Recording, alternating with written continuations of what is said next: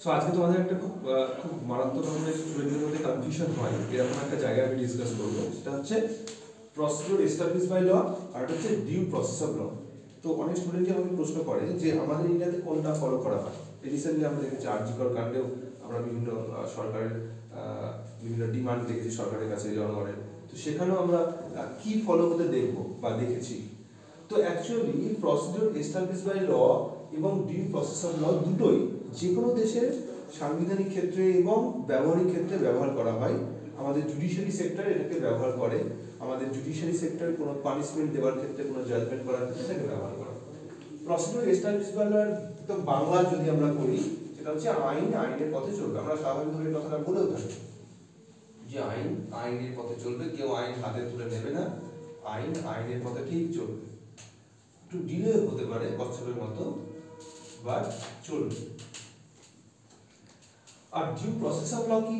Due process of ল বলে কোন একটা আইন, সে আইনটাকে যাচাই করা হবে বা রিভিউ করা হবে জাস্ট, ফেয়ার এবং রিজনেবল, এই তিনটের মধ্যে দিয়ে।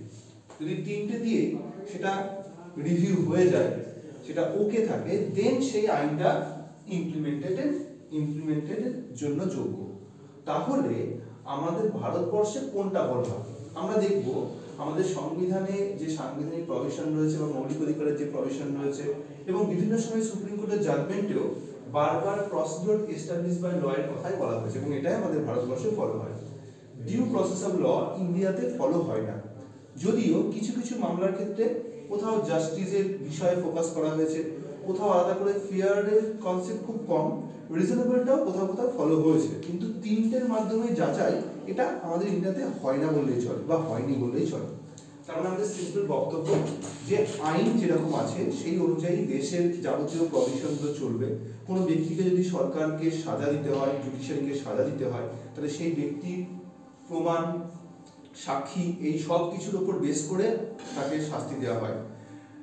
এরকমও হতে পারে যে জুডিশিয়ারির কাছে সাক্ষী বা প্রমাণ সেগুলো হয়তো রিয়েল নয়, আনরিয়েল জিনিসপত্র দেখানো হচ্ছে, কিন্তু জুডিশিয়ারি কিছু করার নেই, জুডিশিয়ারি আইনের দ্বারা বাধা থাকে, ফলে জুডিশিয়ারির সামনে যা যা প্রমাণ হিসেবে দেখানো হয় সেটাকেই সে সত্য বলে মনে করে এবং সেটার উপর বেস করে কিন্তু জাজমেন্ট দেওয়া হয়।